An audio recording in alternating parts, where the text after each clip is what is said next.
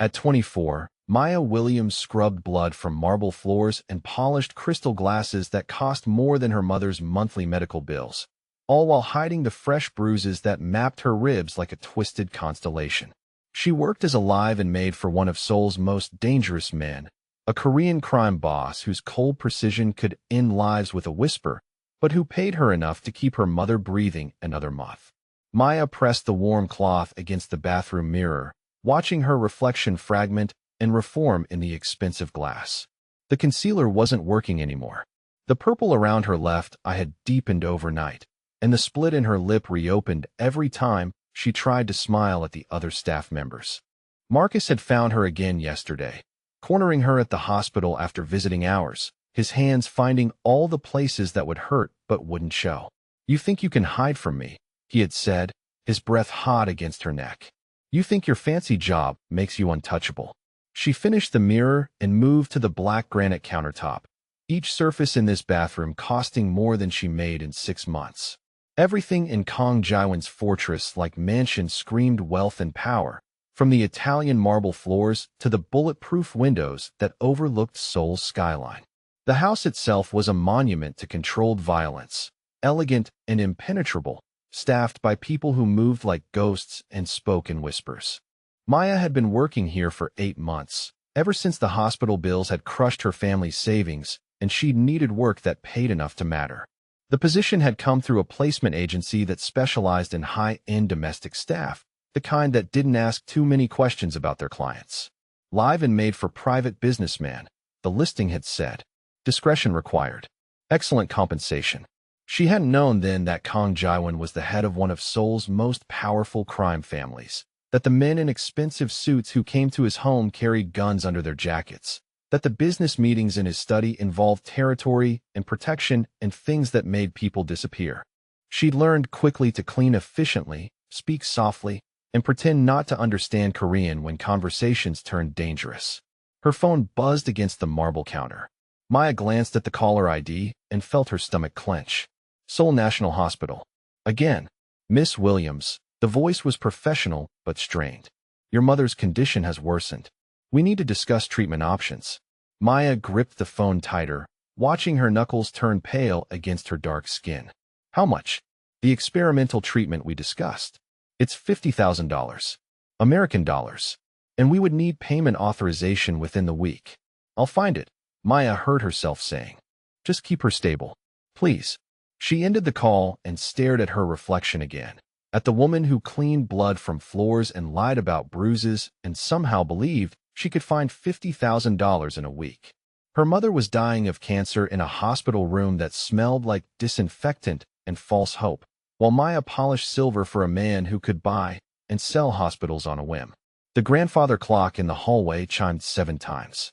Maya straightened her shoulders, pulled her long-sleeved black uniform dress smooth, and prepared to begin another day in Kang Jaiwan's world. She made her way down the marble staircase, her soft-soled shoes silent on the steps. The mansion was already stirring with quiet activity. Kitchen staff preparing breakfast, security guards changing shifts, the subtle machinery of a criminal empire beginning another day. Maya had learned the rhythms of this place, the careful choreography of people who served a man who commanded respect through fear. Kang Jaiwan took his breakfast in the solarium every morning at exactly 7:30. Black coffee, no sugar. Fresh fruit, precisely cut. 2 eggs, over easy, with toast that had been made from bread baked fresh that morning. Maya had served him breakfast every day for 8 months, and he had never once looked directly at her face. She entered the kitchen where the head cook, an elderly Korean woman named Mrs. Park, was plating the morning meal with surgical precision. Maya bowed slightly, a gesture of respect she had learned was expected here. "Good morning, Mrs. Park." The older woman nodded curtly. "He is in the solarium. Do not keep him waiting." Maya lifted the silver tray, its weight familiar in her hands, and walked through the wide hallways lined with artwork that probably cost more than her family's house. She'd grown accustomed to moving through spaces that weren't meant for people like her, to serving men whose casual wealth could solve all her problems, but who barely acknowledged her existence.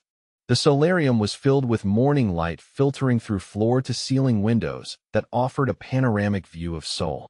Kong Jaiwan sat at a small table, reading what looked like financial reports on a tablet, his dark hair perfectly styled, his charcoal gray suit impeccable despite the early hour. At 36, he was a study in controlled intensity, every movement deliberate, every expression calculated. Maya had spent months observing him from the periphery, learning the subtle signs of his moods. This morning he seemed focused but not tense, his dark eyes moving across the screen with sharp intelligence. She set the tray down on the side table and began arranging his breakfast with practiced efficiency, each item placed exactly where he expected it. "Thank you," he said without looking up, his English accented but precise. Maya bowed slightly and turned to leave, but her phone buzzed again in her dress pocket. She froze, knowing she should have silenced it before entering the solarium. The second buzz came, then a third. Someone was calling repeatedly. She glanced back at Kong Jaiwan, who had lifted his eyes from the tablet and was watching her with an expression she couldn't read. His gaze was sharp, calculating, like he was solving a puzzle she didn't know she'd presented. "You should answer it," he said quietly. Maya's hands trembled slightly as she pulled out the phone. Marcus's name filled the screen, and with it came the familiar spike of fear that made her ribs ache where he'd pressed his fingers too hard into the spaces between the bones. "I'm sorry, sir. I'll take this outside. Answer it here."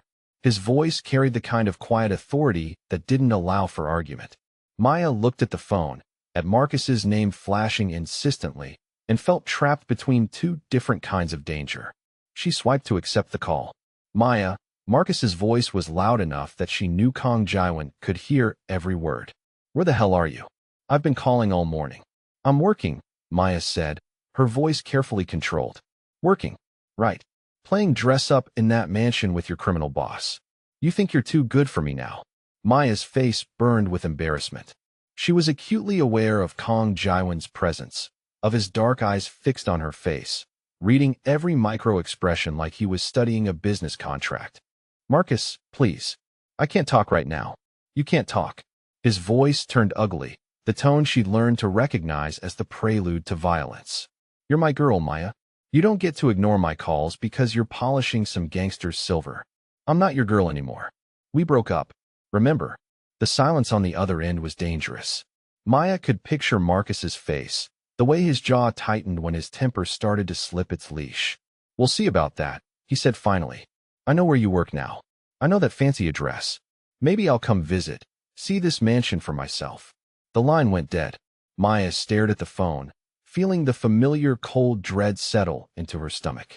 Marcus didn't make empty threats. If he said he was coming, he was coming. She looked up to find Kong Jaiwan still watching her, his expression unreadable but intense. For 8 months she had been invisible to him, just another piece of well-functioning household machinery. Now she felt exposed, like he was seeing her for the first time and cataloging every detail. "I apologize for the interruption, sir. It won't happen again." Kong Jaiwan set down his coffee cup with deliberate precision. "Who was that?" Maya hesitated. "No one important." His dark eyes didn't waver. That didn't sound like no one important. Maya felt heat rise in her cheeks. She had worked so hard to be invisible here, to do her job perfectly and avoid drawing attention to herself or her problems. The last thing she needed was for her personal drama to spill into this pristine, dangerous world. "It was my ex-boyfriend, sir. He won't be calling again." Kong Jaiwan leaned back in his chair, and Maya noticed for the first time how he moved with the kind of controlled grace that suggested violence was always an option, just carefully contained. "Your ex-boyfriend," he repeated, and there was something in his tone that made Maya's skin prickle with awareness. "Yes, sir. And he knows where you work." It wasn't a question, but Maya answered anyway. "Yes, sir." Kong Jaiwan was quiet for a long moment, his gaze moving over her face in a way that made her suddenly conscious of the concealer caked over her bruised eye, of the way she held her left arm slightly away from her body to avoid pressure on her bruised ribs. "What's his name, Maya?" She blinked, surprised by the use of her first name. In 8 months of working for him, she wasn't sure he'd ever said it aloud. "Marcus, sir. Marcus Johnson." Kong Jaiwan nodded slowly, like he was filing the information away for future reference.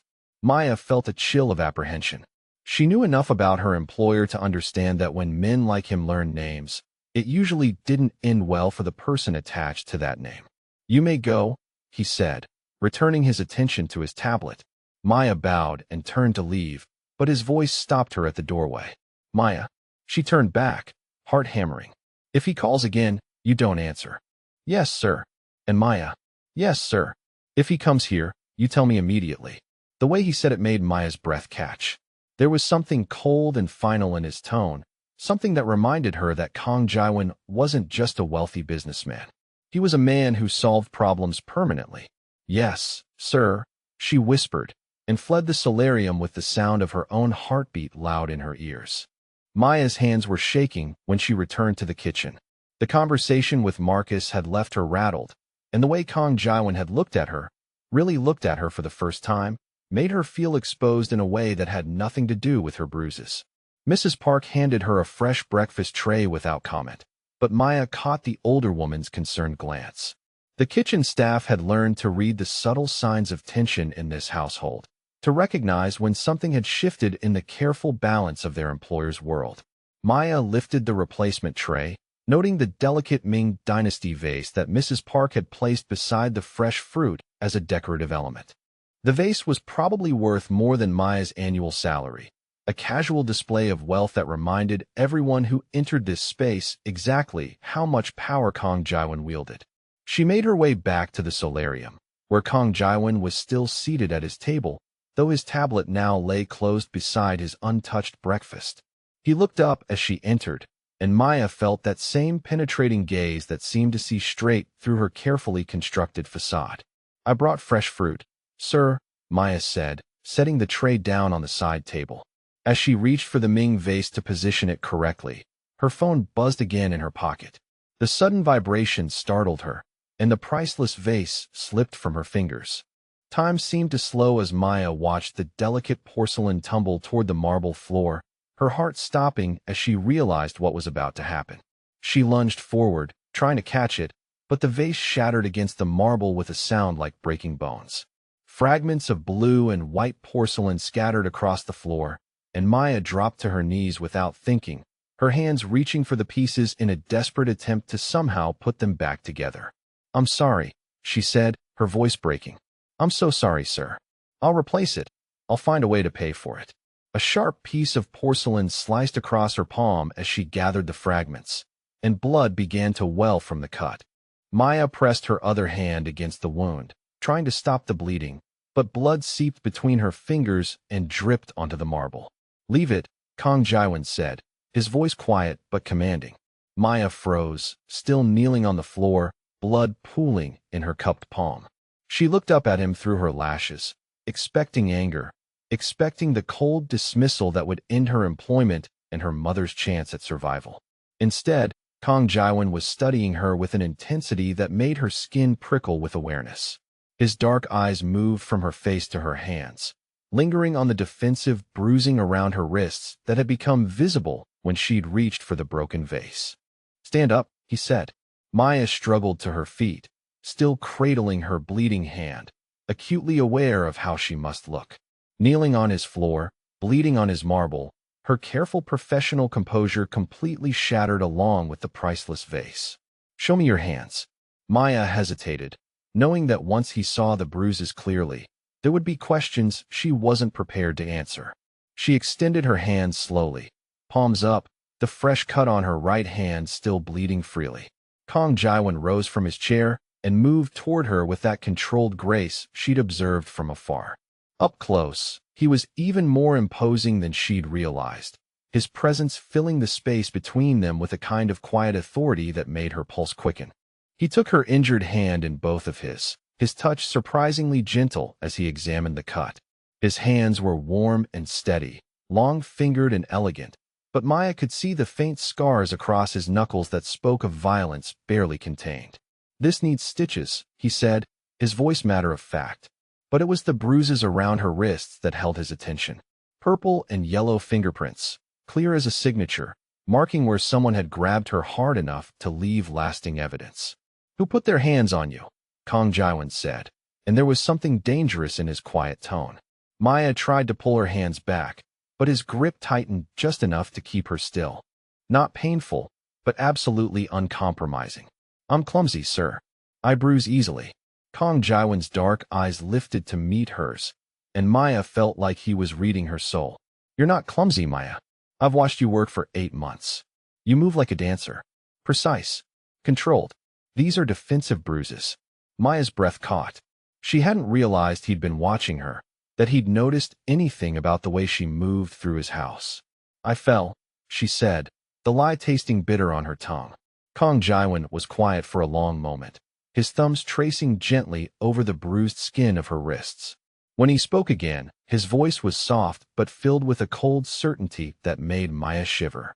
I had a sister once, he said, younger than me, beautiful, kind. She met a man who seemed charming at first. He started with words, then escalation. By the time I understood what was happening, it was too late. Maya felt tears prick at her eyes, though she couldn't say whether they were from the pain in her hand or the pain in his voice. What happened to her? Maya whispered. Kong Jaiwan's jaw tightened. I found her body in her apartment. He had beaten her to death with his bare hands, then made it look like a robbery gone wrong. The silence stretched between them, heavy with shared understanding. Maya looked down at her hands, still held gently in his, and felt something crack open in her chest. I was building my empire then, Kong Jaiwan continued, his voice barely above a whisper. Too focused on power and territory to notice that my sister needed protection. I failed her. I won't fail again. Maya looked up at him, seeing something raw and vulnerable in his expression that transformed his sharp features into something almost human. Marcus, she said finally, her voice barely audible. Marcus Johnson. My ex-boyfriend. Kong Jaiwan nodded slowly, like she'd confirmed something he'd already suspected. Tell me about him. Maya felt the words spilling out before she could stop them. We dated for 2 years. He was sweet at first, attentive, then controlling. He didn't like me going to school, didn't want me to have friends. When I got this job, he got angry, said I was abandoning him for money. She took a shaky breath, remembering the progression from emotional manipulation to physical violence. The first time he hit me, he cried afterward, promised it would never happen again. But it did. It kept happening and getting worse. I finally broke up with him 3 months ago, but he won't let me go. He says I belong to him. Kong Jaiwan's expression darkened with each word, his grip on her hands tightening just enough that she could feel the leashed violence in his touch. You were a nursing student, he said. Maya nodded. Before my mother got sick, I had to drop out to work to pay for her treatment. Marcus used to say he'd help with the bills if I came back to him, but I know what that help would cost. She looked down at her hands again, at the contrast between her dark skin and his pale fingers, at the way he held her so carefully despite the rage she could feel radiating from him. I learned some self-defense, she said quietly. My father was military before he died. He taught me to fight, said a woman should know how to protect herself. Marcus doesn't know about that training. Kong Jaiwan's eyebrows rose slightly. Military training.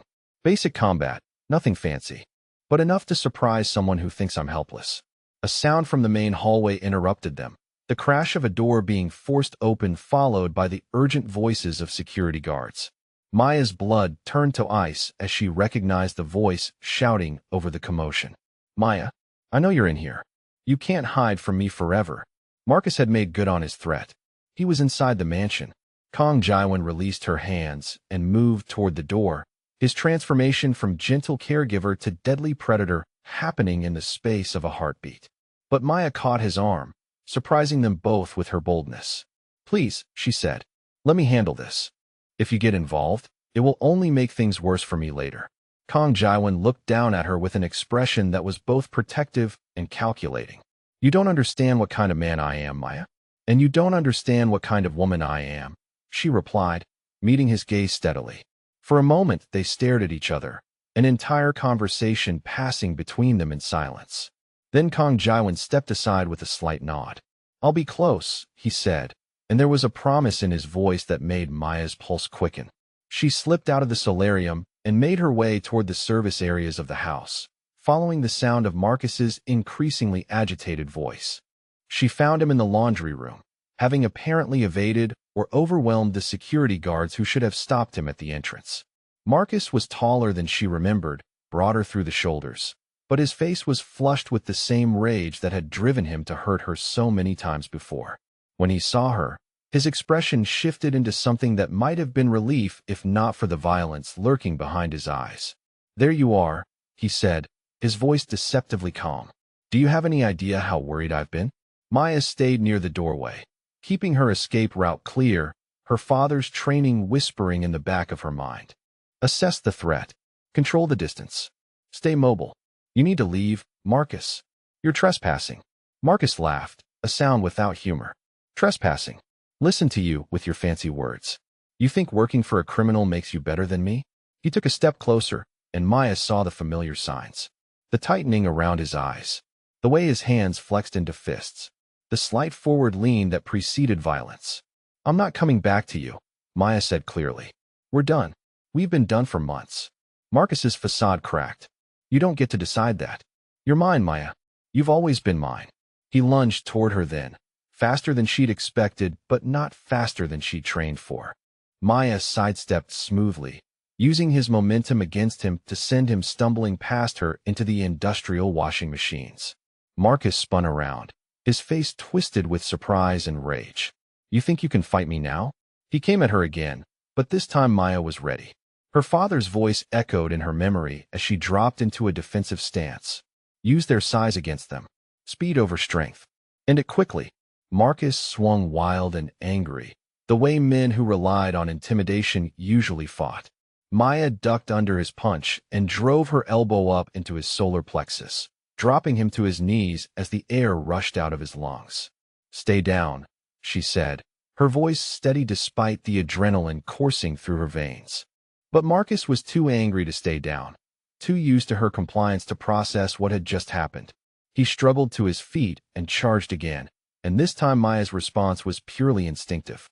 She caught his wrist, twisted sharply to hyperextend his elbow, and used the leverage to drive him face first into the concrete wall.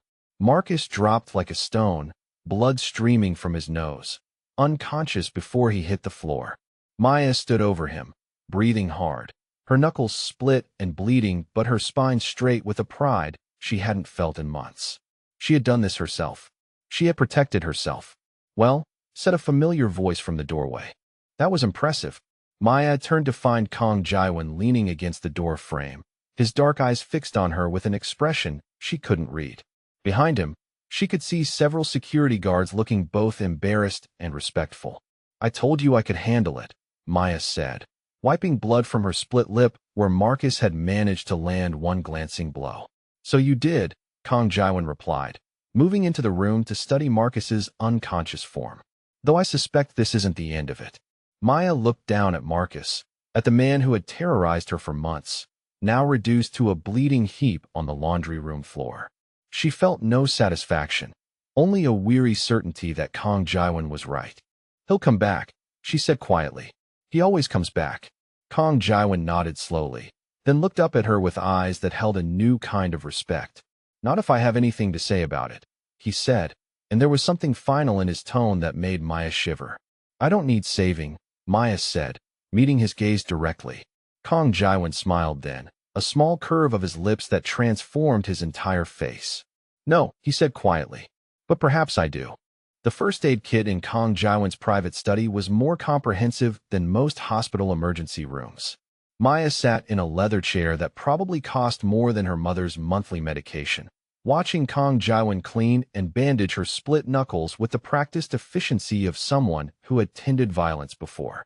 His touch was gentle, methodical, his dark eyes focused on her injuries as he worked. Maya found herself studying his face up close for the first time, noting the sharp angle of his jaw, the controlled precision of his movements, the faint scar along his left temple that spoke of his own encounters with violence. "You fight like someone with training," he said without looking up from her hands. "Military, you said." "My father served 2 tours in Afghanistan before I was born.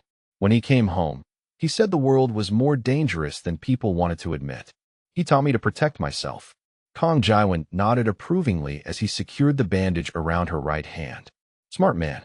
What happened to him?" "Cancer. Same as my mother. 3 years ago." "I'm sorry," Kong Jaiwan said, and the genuine sympathy in his voice caught Maya off guard. Through the study's bulletproof windows, Maya could see two of Kong Jaiwan's security team dragging Marcus's unconscious form toward a black sedan. She watched them load him into the back seat with professional efficiency and felt a chill of apprehension. What will happen to him? Maya asked. Kong Jaiwan followed her gaze out the window. He'll wake up somewhere unpleasant with a clear message about the consequences of returning. My men are very good at delivering messages. Maya pulled her newly bandaged hand back to her lap, suddenly aware that she was sitting in the private study of one of Seoul's most dangerous men, watching him orchestrate the removal of her abuser like it was a minor administrative task. Thank you, she said quietly, for letting me handle it myself, for not making me feel helpless. Kong Jaiwan leaned back in his chair, studying her with those dark, calculating eyes. You're not helpless, Maya. That much is clear. But this situation is more complicated than you realize. Maya felt her stomach tighten. What do you mean? Kong Jaiwan reached for a tablet on his desk, swiped through several screens, then turned it toward her. The display showed a detailed background report, complete with Marcus Johnson's photograph and what looked like an extensive criminal history. Your Marcus has been busy since you left him, Kong Jaiwan said, his voice matter of fact. Drug dealing mostly. Small time, but he's connected to some dangerous people. People who don't care about collateral damage. Maya stared at the screen, at arrest records and police reports and surveillance photos she'd never seen before. This wasn't the Marcus she'd known, the charming man who'd swept her off her feet in college. This was someone else entirely, someone who'd transformed himself in the months since she'd left him. How did you get this? Maya whispered. I have resources, Kong Jaiwan said simply, and I use them to protect what matters to me. Maya looked up at him sharply. I'm your maid. I matter to you. Kong Jaiwan was quiet for a long moment, his expression unreadable. You were my maid, he said finally. Now you're something else entirely. The weight of his words settled between them like a challenge. Maya felt suddenly hyper-aware of her position, sitting in this man's private study while he looked at her like she was a puzzle he was trying to solve. I don't understand, Maya said. Kong Jaiwan stood and moved to the window, his hands clasped behind his back as he looked out over Seoul's sprawling skyline. His profile was sharp against the afternoon light, every line of his body radiating controlled power. 8 months ago, you walked into my house looking for work, he said. You were desperate, obviously educated, clearly running from something. You worked harder than anyone I'd ever employed. You were invisible when you needed to be, efficient, trustworthy. You never asked questions about my business, never gossiped with the other staff, never gave me reason to doubt your discretion. Maya waited, sensing there was more. This morning, you stood in my solarium and handled a threatening phone call with more composure than some of my lieutenants show under interrogation. This afternoon, you took down a man twice your size without breaking a sweat. You're not who I thought you were, Maya Williams. Kong Jaiwan turned from the window and moved back to his desk, opening a drawer to retrieve a thick legal document. He set it on the desk between them and looked at her directly. I'm offering you a different position. Maya stared at the contract, at pages of dense legal text that seemed to blur together under her suddenly nervous gaze. What kind of position? Personal assistant. Companion. Someone I can trust to handle sensitive matters with discretion and intelligence. Maya's mouth went dry. Companion. Kong Jaiwan seemed to read her thoughts. Not what you're thinking, he said, his tone matter of fact. I'm not buying a mistress, Maya. I'm offering you a job that uses your actual skills instead of wasting them on cleaning tasks. What would this job involve? Maya asked, her voice carefully controlled. You would live here, in the secure wing of the house. You would assist with my legitimate business operations, handle correspondence, accompany me to meetings when I need someone who can read people and situations accurately. You would be privy to sensitive information, which means absolute loyalty and silence would be required. Maya looked down at the contract again, trying to process what he was offering. And the compensation. $200,000 per year. American dollars, not one. Your mother's medical expenses covered in full, including the experimental treatment she needs. A separate apartment provided for her care, with full-time nursing staff if required. Maya's breath caught. $200,000 was more money than she'd ever imagined having. Her mother's treatment alone was $50,000, and the ongoing care would bankrupt any normal family. This offer would solve every financial problem she'd ever had. Why, she asked. Why offer this to me? Because I need someone I can trust absolutely, and trust is earned, not bought. You've proven your integrity, your capability, your discretion. You don't flinch from violence when it's necessary, but you don't seek it out either. Those are rare qualities. Kong Jaiwan moved around the desk to stand closer to her, and Maya caught the subtle scent of his cologne, something expensive and woodsy that spoke of power and refinement. And because, he continued, his voice softer now, I couldn't protect my sister when she needed it. But I can protect you. Maya looked up at him, seeing something vulnerable in his expression that transformed his sharp features into something almost human. What would you expect from me? She asked.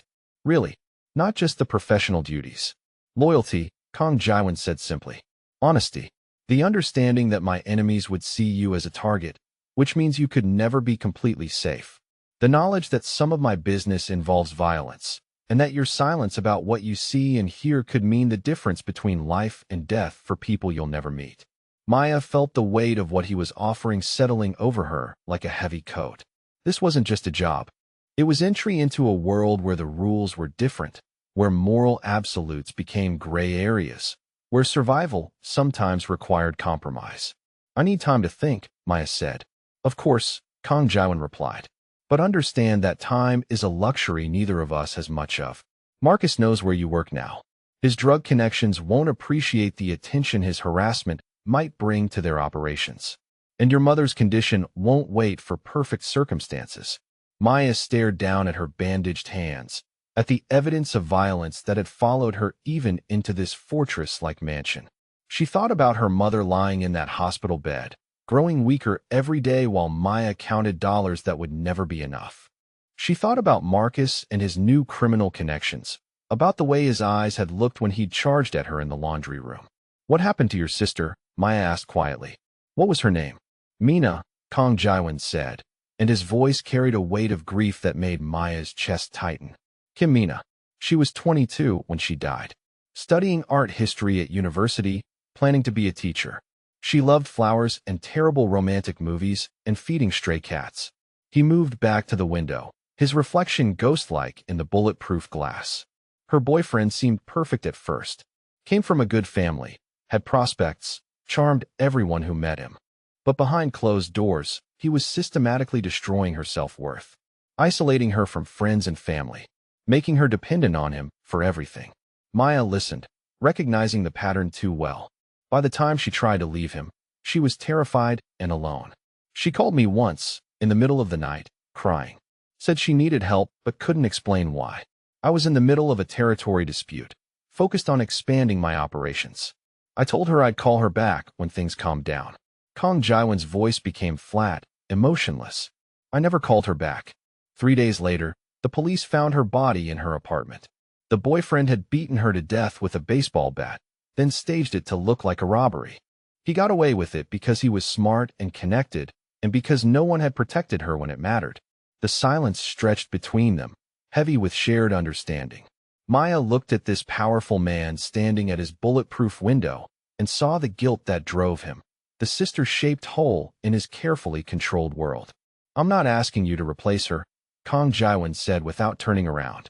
But I am asking you to let me do for you what I failed to do for her.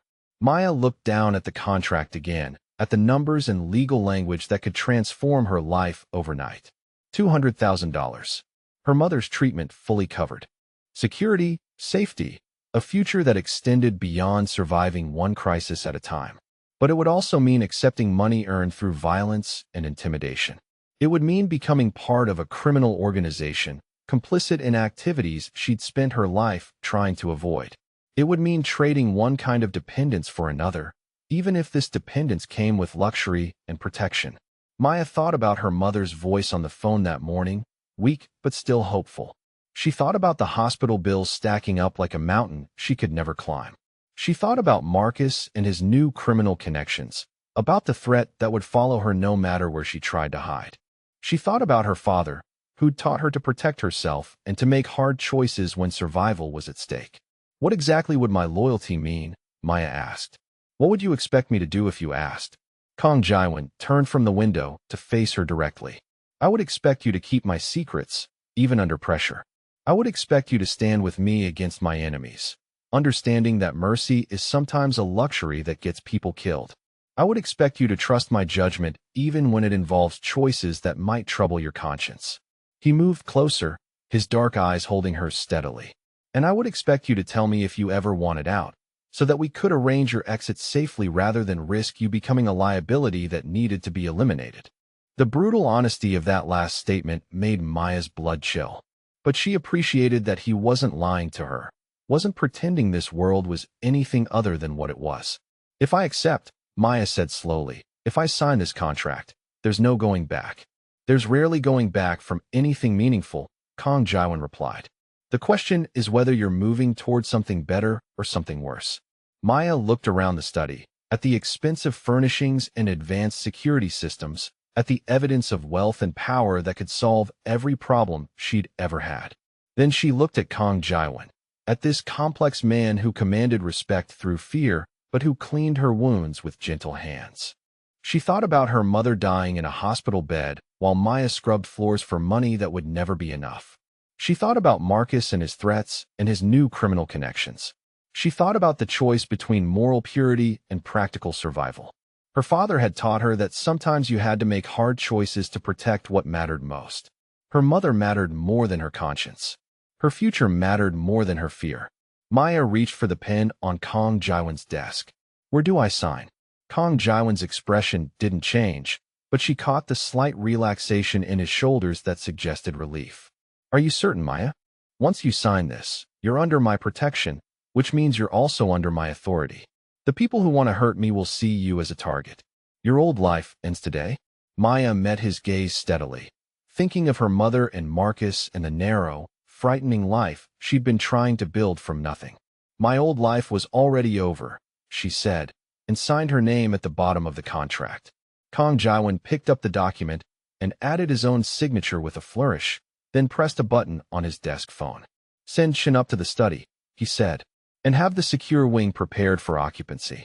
He looked back at Maya, and for the first time since she'd known him, he smiled. It was a small expression, but it transformed his entire face from coldly beautiful to something approaching warmth. Welcome to your new life, Maya Williams, he said. I think you're going to find it more interesting than scrubbing floors. 3 months after signing the contract, Maya Williams woke up in Egyptian cotton sheets worth more than her old monthly salary, in a bedroom with bulletproof windows that overlooked Seoul's skyline like a queen surveying her domain. The secure wing of Kong Jaiwan's mansion had become her world, and she had transformed from a desperate woman scrubbing floors to someone who reviewed financial reports and attended strategy meetings with one of Asia's most powerful men.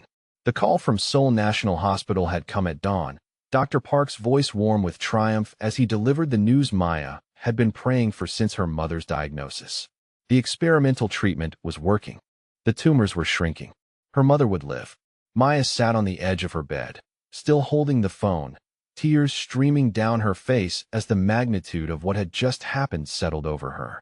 3 months ago, her mother had been dying while Maya counted coins that would never be enough. Now, because of money earned through violence and criminal enterprise, her mother was going to survive. The moral weight of that salvation sat heavy in her chest, guilt and gratitude warring with each other in a way that made her feel like she was being torn in two. A soft knock at her door interrupted her thoughts. Maya, are you all right? Kong Jaiwan's voice carried concern, and she realized her crying must have been louder than she'd thought. She wiped her eyes and opened the door to find him standing in the hallway, already dressed for the day in one of his impeccable dark suits, his hair perfectly styled despite the early hour. But his sharp features were soft with worry as he took in her tear-stained face. Good news or bad news? He asked quietly. Good news, Maya managed, her voice thick with emotion. The treatment worked. My mother is going to be okay. Something shifted in Kong Jaiwan's expression, relief and satisfaction mixing with something warmer that made Maya's pulse quicken. I'm glad, he said simply, but the genuine happiness in his voice made her chest tighten with unexpected emotion. They stood there for a moment, Maya in her silk pajamas and Jaiwan fully dressed for business, the morning light from her windows casting both of them in gold. Maya felt suddenly aware of how intimate this moment was, how far they'd come from the careful distance of employer and employee. Thank you, she said softly. I know the money came from sources I wouldn't normally accept, but my mother is alive because of what you offered me. I'll never be able to repay that. Kong Jaiwan stepped closer, close enough that Maya could smell his cologne, that expensive woodsy scent that had become as familiar to her as her own heartbeat. You don't owe me gratitude, Maya. You've earned every dollar through your work. You've become indispensable to my operations in ways I didn't anticipate. It was true. Over the past 3 months, Maya had evolved from simple assistant to strategic partner. Her intelligence and education, wasted on cleaning tasks, had found new purpose in analyzing market reports and managing correspondence with Jaiwan's legitimate business contacts. Her ability to read people had proven invaluable in meetings with potential investors and rival organizations. What she hadn't expected was how much she would enjoy working closely with Kong Jaiwan himself. The man who had seemed coldly intimidating from a distance revealed himself to be brilliant and surprisingly principled in his legitimate dealings. His real estate company developed affordable housing projects alongside luxury developments. His technology investments focused on medical research and educational software. He was a criminal, yes, but he was also building something lasting and positive with the profits from his darker enterprises. Maya found herself looking forward to their morning strategy sessions, to the way his eyes lit up when she suggested new approaches to problems, to the rare moments when his controlled facade cracked enough to reveal the sharp intelligence and unexpected humor beneath. Come on, Kong Jaiwan said, stepping back from her doorway. Let me cook you breakfast. We're celebrating. Maya blinked in surprise. You cook? I'm full of surprises, he replied, and the small smile that accompanied his words made Maya's stomach flutter in a way that had nothing to do with hunger. She followed him down to the mansion's main kitchen, watching in fascination as Kong Jaiwan moved through the space with the same controlled precision he brought to everything else. He dismissed the kitchen staff for the morning and was preparing what looked like a traditional Korean breakfast alongside American-style eggs and toast. You don't have to do this, Maya said, settling onto a stool at the kitchen island. I could have eaten in my room. When was the last time someone cooked for you because they wanted to, not because they were paid to? Kong Jaiwan asked, his back to her as he worked at the stove. Maya considered the question and realized she couldn't remember. Before her father died, maybe. Before her life had become an endless series of crises and survival strategies. I don't remember, she admitted. Then it's overdue, Kong Jaiwan said, turning to set a plate in front of her with ceremonial precision. The food was perfect, each element prepared with the attention to detail Maya had come to associate with everything Kong Jaiwan did. They ate in comfortable silence, the morning light streaming through the kitchen windows, and Maya found herself thinking that this felt like something a normal couple might do. Sharing breakfast, celebrating good news, enjoying each other's company without the weight of business between them. The thought made her cheeks warm. Kong Jaiwan was her employer, her protector, her entry into a world she was still learning to navigate. Thinking of him in romantic terms was dangerous territory, especially when her position in his life was still so new and uncertain. But when he reached across the table to brush a crumb from the corner of her mouth, his touch lingering against her skin for just a moment longer than necessary, Maya felt her pulse spike with awareness that had nothing to do with fear. You have a meeting with the Lee Development Group this afternoon, Maya said, forcing herself back to business. I've reviewed their proposal for the Gangnam project. Their numbers don't add up. Kong Jaiwan's hand dropped away from her face, but his dark eyes remained fixed on hers. What do you think they're hiding? Either they're planning to use substandard materials, or they're front-loading costs to skim profits later. The timeline they've proposed is also unrealistic for the scope of work. Kong Jaiwan nodded slowly. I want you to attend the meeting with me. Your instincts about people have been accurate so far. Maya felt a flush of pride at his confidence in her judgment. 3 months ago, she'd been invisible in this house. Now he valued her opinion enough to include her in high-level business negotiations. The Lee Development Group, she repeated, something nagging at her memory. Are they related to the Lee family that controls territory in Busan? Kong Jaiwan's expression shifted, becoming more guarded. Distantly. Why do you ask? Something about the name, Maya said, trying to pin down the source of her unease. I've heard it mentioned in the security briefings you have me review. Kong Jaiwan was quiet for a moment, his jaw tightening almost imperceptibly.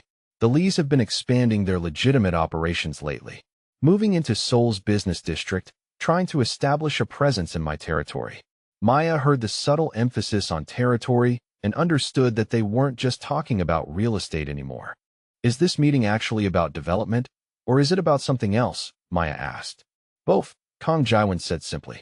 Business and territory often overlap in my world. Maya nodded, filing away the information. She'd learned to read between the lines of Kang Jaiwan's statements, to understand when seemingly legitimate business was actually about criminal enterprise. I'll be ready, she said. Kang Jaiwan reached across the table to cover her hand with his, the contact sending warmth shooting up her arm. Maya, he said, his voice serious. If things go badly with the Lees, if they decide to escalate beyond business negotiations, you could become a target. They might see you as a way to get to me. Maya looked down at their joined hands, at the contrast between his pale skin and her darker fingers, at the way his touch made her feel both protected and vulnerable. Are you saying I should stay away from the meeting? I'm saying you should understand the risks. My enemies don't distinguish between my business associates and my personal interests. To them, you're both. Maya met his gaze directly. What am I to you, Jaiwan? The use of his first name hung between them like a challenge. For 3 months, she'd maintained professional distance, calling him Sir or Mr. Kang even as their relationship had deepened into something more complex than employer and employee. Kang Jaiwan's thumb traced over her knuckles, his touch gentle but possessive. You're someone I trust absolutely, he said quietly. Someone whose opinion I value more than my lieutenant's. Someone I find myself thinking about when I should be focused on business. Maya's breath caught at the admission, at the vulnerability in his usually controlled voice. That's dangerous, she said softly. Yes, he agreed. It is. They stared at each other across the breakfast table, an entire conversation happening in the silence between them. Maya felt the weight of possibility, of attraction and trust, and something deeper building between them despite every rational reason why it shouldn't. The moment was shattered by the sharp ring of Kang Jaiwan's secured phone line. He glanced at the caller ID and his expression hardened. Chun, he answered. What is it? Maya watched his face change as he listened, saw the cold mask of the crime boss sliding back into place over the man who had just been cooking her breakfast and touching her hand like she was precious. When, he asked, his voice flat and dangerous. Send me the photos, Kang Jaiwan said, ending the call. His phone buzzed immediately with incoming messages. Maya watched his expression darken as he scrolled through what looked like surveillance photos, his jaw tightening with each image. What's wrong? Maya asked. Kang Jaiwan turned the phone toward her, and Maya felt her blood turn cold. The photos showed her leaving the hospital after visiting her mother, walking through the hospital parking garage, sitting in a cafe near the mansion. They were taken from a distance, but with professional clarity, and there were dozens of them spanning several weeks. Someone's been watching you, Kang Jaiwan said, his voice deadly quiet. These were delivered to my office an hour ago with a note. A warning. Maya stared at the images of herself, feeling violated and exposed. Who sent them? The Lee family, Kang Jaiwan said, confirming her worst fears. They're sending a message. They know who you are, where you go, how important you've become to me. Maya looked up from the phone to find Kang Jaiwan watching her with an expression that was both protective and calculating. She could see him running scenarios in his head, assessing threats and planning responses. What does this mean for the meeting this afternoon? Maya asked. It means the meeting was never about real estate, Kang Jaiwan replied. It was about testing my resolve, about seeing how far they could push before I pushed back. He stood from the table with predatory grace, his transformation from gentle breakfast companion to dangerous crime boss complete. Maya, I need you to stay in the secure wing today. Don't leave the mansion for any reason. Maya felt a flash of rebellion at being sidelined just when things were getting dangerous. I'm not helpless, Jaiwan. You've seen what I can do. This isn't about your capability, he said, moving closer to her chair. This is about the fact that your safety has become my primary concern, which makes you a liability I can't afford to risk. The brutal honesty of his words stung, but Maya could see the genuine worry behind his controlled facade. What are you going to do about the Lees? Maya asked. What I always do when someone threatens what's mine, Kang Jaiwan replied, and there was something cold and final in his tone that made Maya shiver. Later that evening, Maya was reviewing quarterly reports in her bedroom when the news broke on the television. Marcus Johnson, 27, found dead in his apartment, apparent suicide by drug overdose. No signs of foul play. Case closed. Maya stared at the screen, at the photograph of Marcus that looked exactly like the man who had threatened her 3 months ago, who had broken into the mansion and tried to hurt her. The man who had somehow died alone in his apartment just days after Kang Jaiwan had said his people were very good at delivering messages. She was still staring at the television when Kang Jaiwan knocked on her door. Maya opened it to find him standing in the hallway, his suit jacket gone, his shirt sleeves rolled up, looking tired in a way she'd never seen before. "You heard," he said. It wasn't a question. Maya nodded, unable to find words for the confusion of emotions churning in her chest. Relief that Marcus could never threaten her again. Horror that he was dead. Suspicion about the timing. Guilt that she felt more relief than horror. "Did you?" Maya started, then stopped, not sure she wanted to know the answer. Kang Jaiwan stepped into her room and closed the door behind him. "Marcus Johnson was found dead of a drug overdose," he said, his voice matter of fact. "The police investigation concluded it was suicide brought on by his mounting debts to local dealers. His death removes a threat to your safety and eliminates a potential complication in my dealings with his criminal associates." Maya heard what he wasn't saying as clearly as what he was. Marcus was dead because Kang Jaiwan had decided he was a threat. Whether it was actually suicide or something more direct didn't matter. The result was the same. "I should feel bad about this," Maya said quietly. "Should you?" Kang Jaiwan asked. He was escalating his behavior. His new criminal connections made him more dangerous, not less. He would have kept coming after you, using violence and intimidation to force you back into his control. Now he can't. Maya looked at this man who had saved her mother's life, who cooked her breakfast and touched her hand like she was precious, who had just calmly informed her that her abusive ex-boyfriend was permanently eliminated. "You don't feel guilty at all, do you?" Maya asked. Kang Jaiwan moved closer, close enough that she had to tilt her head back to meet his eyes. "I feel guilty about a great many things, Maya. My sister's death, the people I've hurt in building my empire, the moral compromises I make every day to maintain my power. But I don't feel guilty about protecting you from a man who would have eventually killed you." Maya stared up at him, seeing the complexity of a man who could be gentle and ruthless in the same breath, who could comfort her about her mother's recovery and arrange an enemy's death with equal efficiency. "What does that make me?" Maya asked. "If I'm grateful he's gone, if I feel safer knowing he can't hurt me anymore." "It makes you human," Kang Jaiwan said softly. "It makes you someone who understands that survival sometimes requires accepting necessary violence, even when it troubles your conscience." He reached up to cup her face in his hands, his thumbs brushing over her cheekbones with surprising tenderness. "You're not becoming like me, Maya. You're learning to live in my world while keeping your own moral center. That's harder than you know, and more valuable than you realize." Maya leaned into his touch, feeling the warmth of his hands against her skin, the security of his presence in a world that had become more complicated and dangerous than she'd ever imagined. "Tomorrow we deal with the Lees," Kang Jaiwan said. "Tonight, you're safe, your mother is recovering, and Marcus Johnson can never hurt you again. Sometimes that's all the peace we're allowed." Maya nodded, understanding that this was her life now. Gratitude mixed with guilt, safety purchased with violence, love growing in the spaces between moral compromises. It wasn't the life she'd planned, but it was the life that would let her mother live and let her sleep without fear. And when Kang Jaiwan leaned down to press a gentle kiss to her forehead before leaving her room, Maya realized that despite everything, despite the blood money and the eliminated threats and the photographs of her being watched by enemies, she had never felt more protected or more valued in her life. The call came at 3 a.m, piercing the silence of Maya's bedroom like a blade. She answered without looking at the caller ID, her heart already racing with the instinctive knowledge that nothing good happened at this hour. "Miss Williams," the voice was tight with panic. "This is Dr. Park at Seoul National Hospital. Your mother has been taken." Maya sat up in bed, the silk sheets suddenly feeling cold against her skin. "Taken? What do you mean taken?" 3 men entered her room 20 minutes ago. They presented what appeared to be legitimate transfer orders, but when the night nurse tried to verify the paperwork, they became violent. Security tried to intervene, but the men were armed. They took your mother and left this. Maya heard the rustle of paper through the phone, then Dr. Park's voice reading in heavily accented English. Miss Williams will receive further instructions. Any attempt to involve police will result in the patient's immediate death.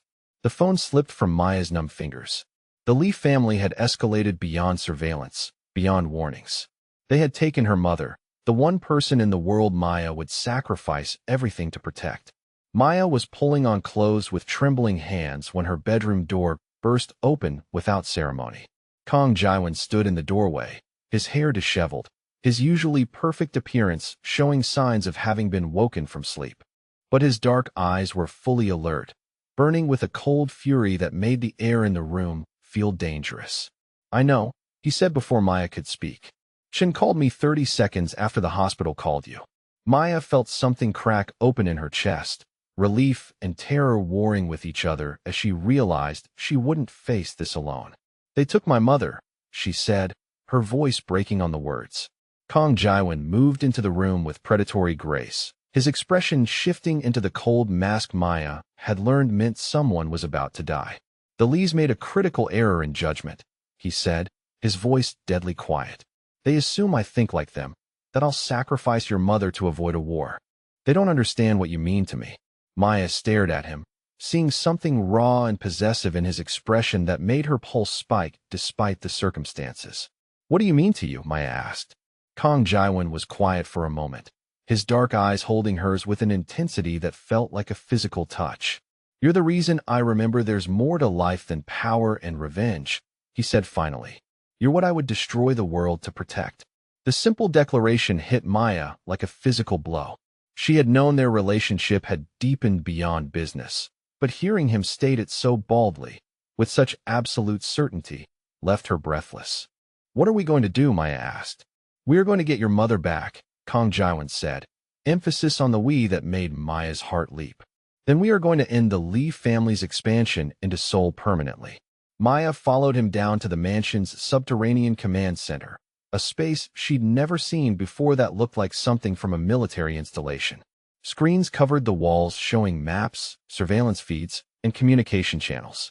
A dozen men in expensive suits moved with efficient urgency, their faces grim with the knowledge that their boss's controlled facade had cracked. Chun, Kong Jaiwan's lieutenant, approached with a tablet and an expression Maya had never seen on his usually composed face. Nervous anticipation, like he was afraid of his boss's reaction to whatever information he was about to deliver. "Sir, we've located the target facility," Chun said. "Abandoned warehouse in Incheon, heavily guarded. At least 15 armed men, probably more." "How long to mobilize our people?" Kong Jaiwan asked, his voice matter of fact despite the violence promised in his posture. 20 minutes for the first wave, 40 for full deployment." Maya watched this exchange, seeing Kong Jaiwan's criminal empire spring into action like a military unit preparing for war. The men in this room commanded respect through fear, but their loyalty to Kong Jaiwan seemed absolute, personal rather than just professional. "I'm coming with you," Maya said. The room fell silent. Chin's eyes widened slightly, and several other men exchanged glances that suggested Maya had just said something unprecedented. Kong Jaiwan turned to her slowly, his expression unreadable. "No," he said simply. Maya felt a flash of the same rebellion she'd experienced when Marcus tried to control her, when authority figures assumed she was helpless just because she was small and female. "That's my mother in there," Maya said, her voice steady despite the fear coursing through her veins. "I'm not sitting in this mansion while other people risk their lives to save her." "You're not trained for this kind of operation," Kong Jaiwan said, but there was something in his tone that suggested he was testing her rather than dismissing her. "I have military combat training," Maya replied. "I took down Marcus without help, and I know you're going to need every advantage you can get if they have 15 armed men." Chin cleared his throat delicately.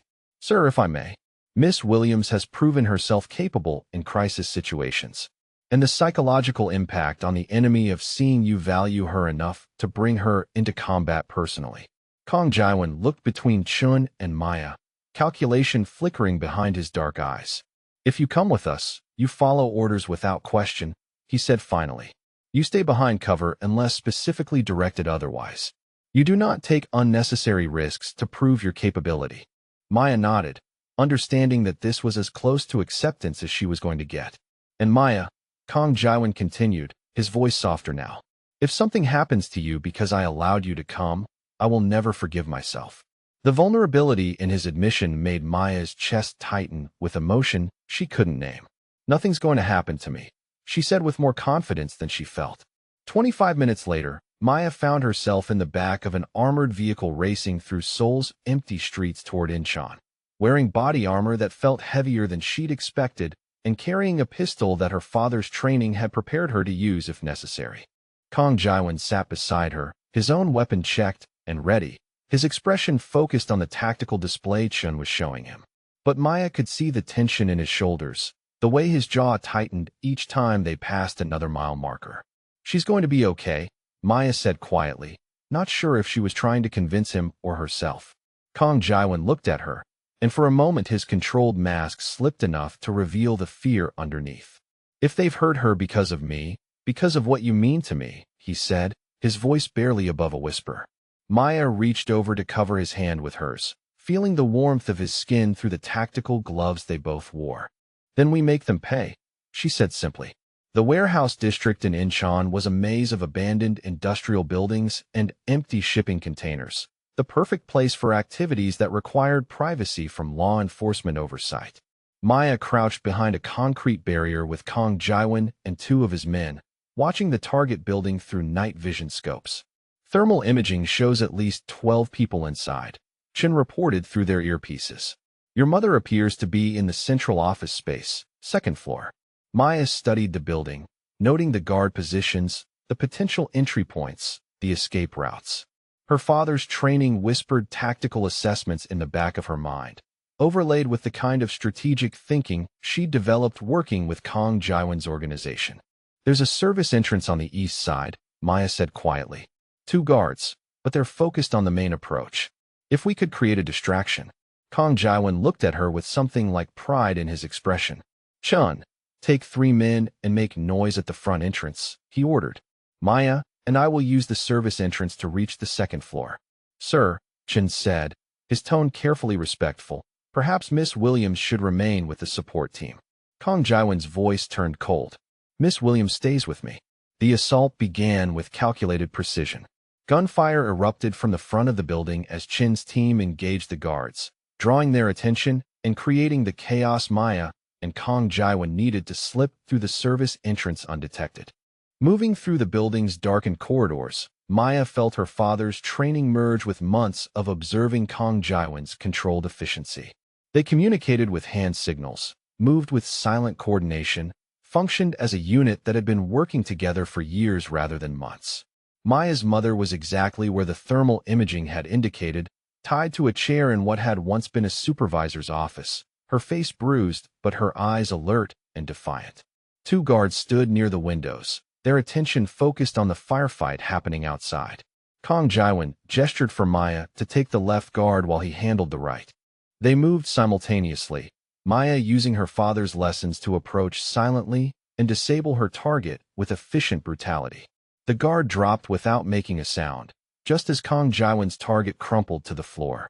Mom, Maya whispered, rushing to untie the restraints while Kong Jaiwan kept watch at the door. Maya, her mother's voice was weak but steady. I knew you'd come. I knew he wouldn't let them hurt me. She looked at Kong Jaiwan with gratitude and recognition that made Maya's chest tighten with unexpected emotion. Her mother understood what this man meant to her daughter, understood the risk he was taking by being here personally. Can you walk? Kong Jaiwan asked, his tone gentle despite the urgency of their situation. I can manage, Maya's mother replied, accepting Maya's help to stand. The extraction should have been simple. Down the back stairs, out through the service entrance, into the waiting vehicles. But as they reached the ground floor, the sound of approaching reinforcements echoed through the building. More vehicles outside. Chen's voice crackled through their earpieces. Unknown number of additional hostiles. Kong Jaiwan assessed their options with military efficiency. Maya could see him calculating odds, planning contingencies, accepting the possibility that they might not all make it out alive. Maya, Take your mother to the east exit, he said. I'll cover your retreat and follow when I can. Maya felt every instinct her father had trained into her rebel against the idea of leaving Kong Jaiwan behind. We go together, she said. The argument was settled by gunfire erupting from multiple directions as the Lee family's reinforcements surrounded the building. Maya found herself pressed against a concrete pillar, returning fire while her mother huddled behind makeshift cover, and Kong Jaiwan coordinated their defense through his earpiece. In the chaos of combat, Maya's training took over completely. She moved with efficiency and precision, providing covering fire for Kong Jaiwan's tactical repositioning, watching his back while he directed their escape route. She was focused on a muzzle flash from the upper level when she saw the sniper's laser settle on Kong Jaiwan's chest. Time seemed to slow as Maya processed the trajectory, calculated the distance, understood that she could reach him, but probably not in time to push him clear. Instead, she threw herself between Kong Jaiwan and the sniper's position just as the shot fired. The bullet hit her high in the left shoulder, spinning her around and dropping her to the concrete floor with a force that drove the air from her lungs. Pain exploded through her body, sharp and bright and consuming, but she could hear Kong Jaiwan's voice shouting her name and knew she was still alive. Maya, his voice was raw with panic, completely unlike his usual controlled tone. Maya, stay with me. She felt his hands on her, pressing against the wound, his touch gentle despite the urgency of their situation. Through the haze of pain and shock, she could see his face above hers, his expression cracked wide open with fear and something that looked like devastation. The sniper, Maya managed to whisper. Already dead, Kong Jaiwan said, and Maya could hear the cold satisfaction in his voice. The rest of the extraction passed in a blur of pain medication and careful movement. Kong Jaiwan carrying Maya to the vehicles while his men secured the area and eliminated the remaining threats. Maya drifted in and out of consciousness, but each time she woke, Kong Jaiwan was there, his hand holding hers, his voice in her ear promising that she was going to be fine. The private medical facility was another part of Kong Jaiwan's world that Maya had never seen. A fully equipped hospital hidden within what appeared to be an ordinary office building. The surgeon who worked on her spoke with the confidence of someone accustomed to treating gunshot wounds without asking questions about their origin. When Maya woke up fully, 48 hours later, Kong Jaiwan was asleep in a chair beside her bed, his expensive suit wrinkled, his perfect appearance disheveled in a way she'd never seen before. He looked younger in sleep. The harsh lines of control softened into something almost vulnerable. You look terrible, Maya said softly. Kong Jaiwan's eyes opened immediately, snapping to full alertness in the way of someone accustomed to danger. When he saw that she was awake and lucid, relief flooded his expression so completely that Maya felt her breath catch. You took a bullet meant for me, he said, his voice rough with emotion. You would have done the same for me, Maya replied. Kong Jaiwan leaned forward in his chair, reaching out to touch her face with shaking hands. Maya, he said, and her name sounded like a prayer on his lips. I can't lose you. I thought I understood what that meant before, but watching you fall, seeing your blood on the floor, I realized that everything I've built, everything I am, none of it matters if you're not here to share it with me. Maya looked at this powerful man whose hands were trembling as they touched her face, who had mobilized an army to save her mother and who had stayed by her bedside for 2 days without leaving. What happened to the Lees? Maya asked. Gone, Kong Jaiwan said simply. Permanently. The family line ends with the generation that thought they could threaten what's mine. My mother. Safe, recovered, and under round-the-clock protection at the best private care facility in Seoul. She sends her love and her gratitude to the man who saved her daughter's life. Maya smiled despite the pain medication making her drowsy. I saved your life, she pointed out. Yes, Kong Jaiwan agreed, leaning down to press his forehead against hers. You saved my life. You've been saving my life since the day you signed that contract. A soft knock interrupted them, and Shin entered the room with the careful deference Maya had learned meant he had important business to conduct. Sir, he said, bowing slightly. The men are asking about Miss Williams' status within the organization. After yesterday, after seeing her in combat alongside you, they want to know how to address her, how to show appropriate respect. Kong Jaiwan straightened, His expression shifting into the authoritative mask Maya knew meant he was about to make a pronouncement that would reshape the power structure of his entire organization. "Miss Williams is my partner," he said, his voice carrying absolute certainty. "Not just my companion, not just someone under my protection. She is my equal in all matters concerning this family's business. She has proven her loyalty with her blood, her capability with her actions, her judgment with her counsel." Chun nodded respectfully, and Maya could see the acknowledgement in his expression, the recognition that her status had changed permanently and irrevocably. "She's not just under my protection," Kong Jaiwan continued, his dark eyes meeting Maya's.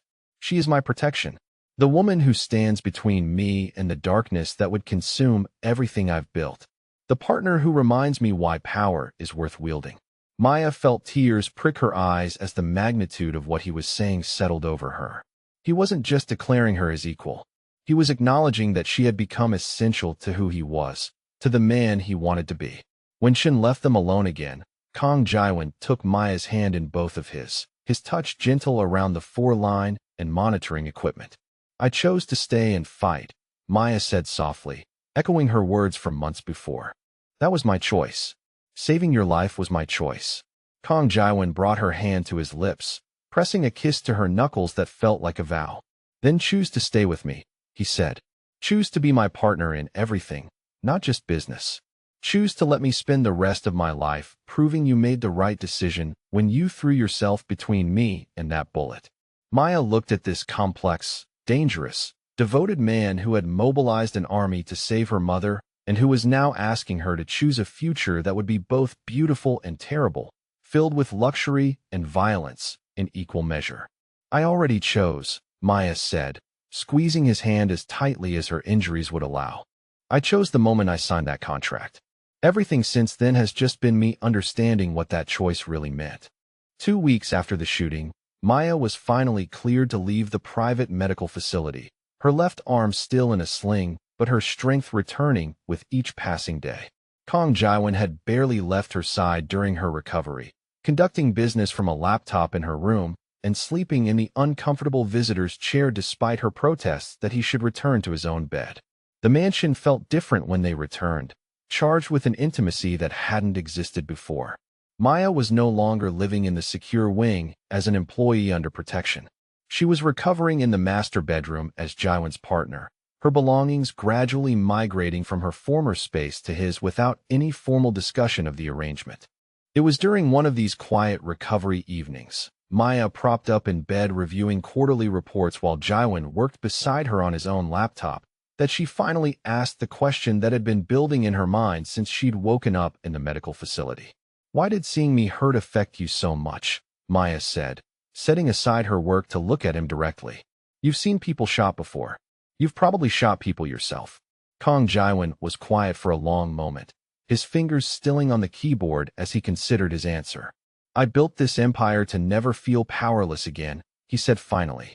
"After my sister died, after I realized that all my wealth and connections couldn't bring her back, I swore that I would never again care about something I couldn't protect absolutely." He closed his laptop and turned to face her fully, his dark eyes holding hers with an intensity that made her pulse quicken. "But you make me want to be vulnerable, Maya. You make me want to care about something more than my own security. Watching you fall, seeing your blood, I realized that I would rather feel that kind of pain than live without you in my life." Maya reached out with her good arm to touch his face, her fingers tracing the sharp line of his jaw. "That's not powerlessness, Jaiwan. That's love." "Is it?" he asked, his voice barely above a whisper. Maya leaned closer, close enough that she could see the flecks of gold in his dark eyes, close enough to feel the warmth of his breath against her lips. "Yes," she said simply. "It is." When Kong Jaiwan kissed her, it was with the careful tenderness of someone afraid of causing pain, his lips soft against hers as months of building attraction finally found expression. Maya kissed him back with equal care, mindful of her healing shoulder, but desperate to finally close the distance that had existed between them since that first morning in the solarium. When they broke apart, both breathing hard, Kong Jaiwan rested his forehead against hers. "You're mine, Maya," he said, his voice rough with emotion.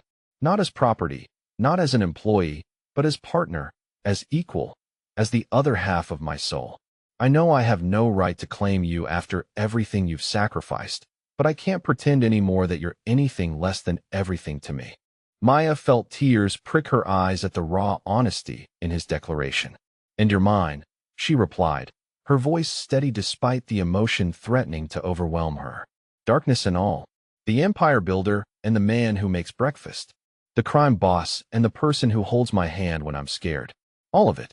All of you."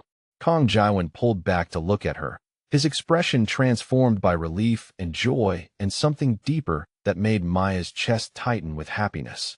"Marry me," he said, the words tumbling out without his usual careful control. "Not because of contracts or arrangements or business advantages. Marry me because I love you and I want to spend whatever time I have left on this earth trying to be worthy of what you've given me."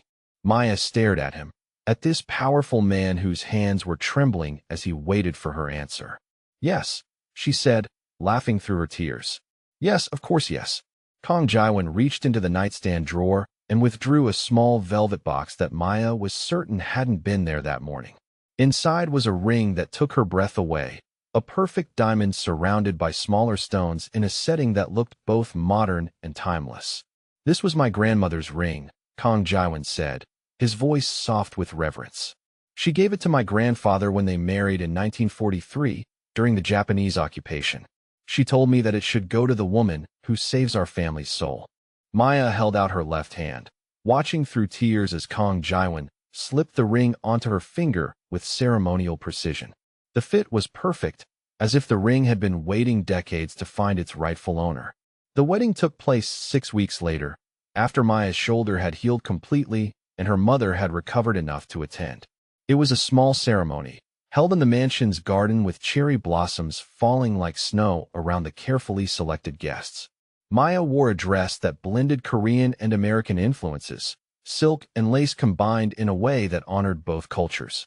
Kong Jaiwan wore traditional Korean formal wear, his usually severe expression soft with happiness as he waited at the altar for his bride.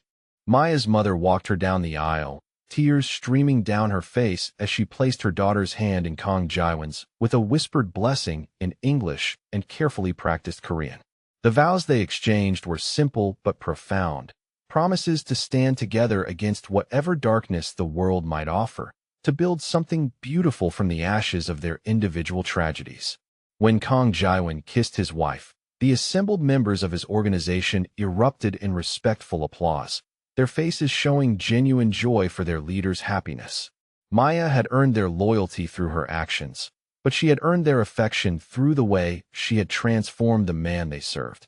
The months that followed brought changes that rippled through every aspect of Kong Jaiwan's empire. Maya's influence became visible in strategic decisions that favored long-term stability over short-term profit, in conflict resolutions that sought negotiation before violence, in legitimate business ventures that gradually overshadowed the criminal enterprises. She completed her nursing degree through an accelerated program, her education funded by the same money that had once seemed too dirty to accept. The degree sat framed in their shared office, a symbol of dreams deferred but not abandoned, goals achieved through compromise but still meaningful. Maya's mother lived in a beautiful apartment near the mansion, her health fully restored, her relationship with her new son-in-law built on mutual respect and genuine affection. She often joined them for Sunday dinners, family meals where the conversation flowed between English and Korean and the topics ranged from legitimate business to Maya's plans for a medical clinic that would serve Seoul's underserved communities. The clinic opened 18 months after their wedding, staffed by doctors who didn't ask too many questions about their funding sources, but who provided excellent care to people who couldn't afford treatment elsewhere. It was Maya's way of balancing the moral equation, using criminal profits to heal rather than harm. On their second wedding anniversary, Maya sat in their shared office reviewing applications for nursing scholarships that would be funded by Kong Jaiwan's legitimate businesses. The late afternoon sun streamed through bulletproof windows that no longer felt like barriers, but like protection for the life they had built together. Kong Jaiwan entered with 2 cups of coffee, setting one beside her with the same careful attention he brought to everything that concerned her welfare. "Busy day?" he asked, settling into his own chair behind the desk they now shared. "Good busy," Maya replied, holding up the scholarship applications. 12 nursing students who will graduate debt-free because of what we've built here." She looked across the desk at her husband, at the man whose empire had become something gentler under her influence, whose power was now used as much for healing as for control. "Do you ever regret it?" Maya asked. "The changes we've made, the direction we've taken things."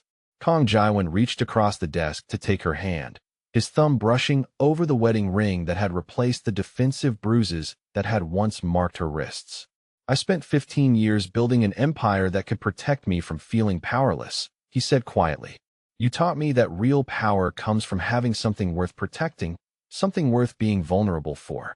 He lifted her hand to his lips, pressing a kiss to her knuckles that felt like a renewal of the vows they had exchanged in the cherry blossom garden.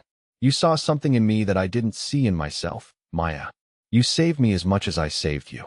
Maya smiled, thinking of the desperate woman who had scrubbed floors while hiding bruises, who had answered threatening phone calls while serving breakfast to a man whose world seemed impossibly distant from her own. "We saved each other," she said, squeezing his hand tightly. "And we're still saving each other, every day." Through the bulletproof windows, Seoul's skyline stretched endlessly toward the horizon, a city of possibilities and second chances. Maya Williams had walked into this mansion 8 months ago with nothing but desperation and determination. Maya Kong now sat behind a shared desk as co-leader of an organization that wielded power with precision and compassion in equal measure.